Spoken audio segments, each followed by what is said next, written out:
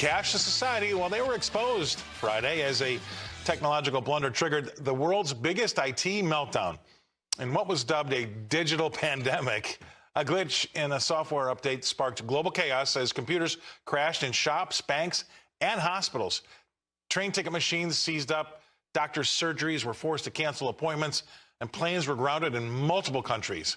Supermarkets were unable to take card payments for a time on Friday, meaning that customers that didn't have any cash could no longer buy food. That's where things get interesting, right? Critics said the havoc showed that the dangers of a cashless world, with almost half of people, say, living in Britain today, now leave the house every day with only their phones as a means of payment. The aftermath of the disruption, which was caused by a bug affecting Microsoft Windows, is predicted to last until around today. They'll all be cleaned up. In England, one hospital declared a critical incident as it was forced to cancel all cancer treatments. Departure boards went blank at all the big airports in England, Heathrow, Gatwick, and Edinburgh, on the busiest day of travel in the UK since 2019. Emergency 911 phone lines went down in several big U.S. cities here. Security systems at the Paris Olympics froze just 1 week before the opening ceremony. And finally, business leaders warned wages could be delayed by payroll system problems, too. So how's that cashless society look to you now? Now, the irony is the third-party software that took Microsoft offline was CrowdStrike, which is a software designed to protect operating systems from this very issue: hackers, ransomware, viruses, etc. Now, Chris Dimitriadis, he's a cybersecurity expert at Association Ithaca. He said this incident is a clear example of what could be termed a digital pandemic, a single point of failure impacting millions of lives globally. How about Troy Hunt? He's a respected security consultant. He said it better, I think. I don't think it's too early to call it. He says this will be the largest IT outage in the history of the world. This is basically what we were all worried about with Y2K, except it actually happened this time. Now, my next guest is coming onto the show to give us the biggest I told you so in the history of this show. Welcome to the show, Rebecca Walser. Rebecca, I saw this story and I said to you offline, this has got you all written all over it, but it's a great example of cash is freedom. And when they take away the cash, what are you going to do now? Almost 50% of the people that leave their house every day in England only have their phone as their payment system. Boy, oh boy. Oh my gosh, wow. I mean, Apple Pay, I guess. I mean, you know, Scott, this is so interesting because it was really interesting the tell of both Microsoft and CrowdStrike pushing back and saying this was not a cyber attack.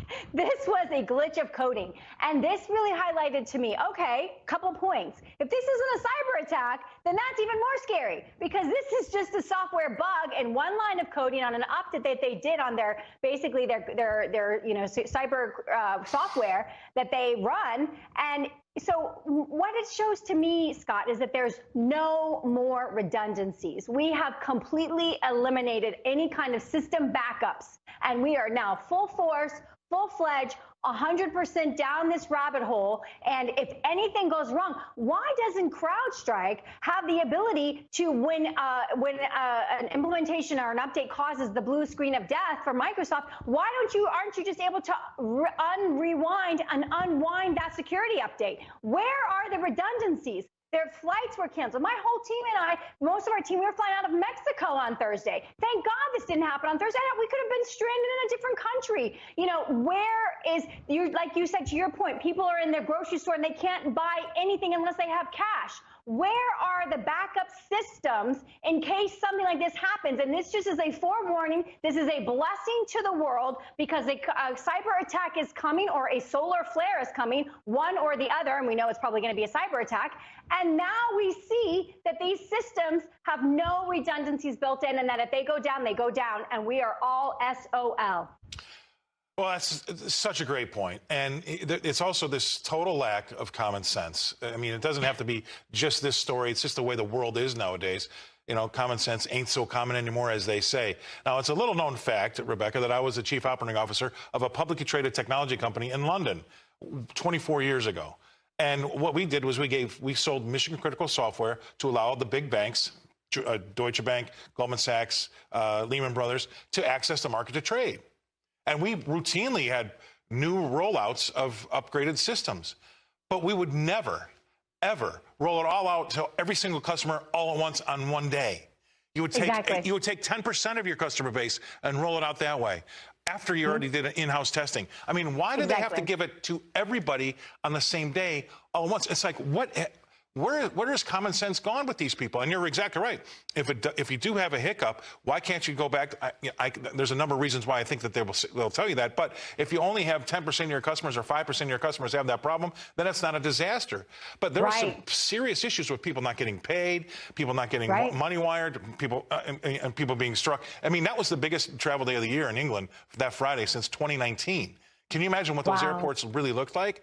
And so here we are sitting here, and we're still having to debate why it's a bad idea to get rid of cash. Yeah, I mean, you know, I can't imagine being a mom in London on Friday, thinking that you're going to go buy dinner for that night with your phone and everything is down and you now can't buy anything.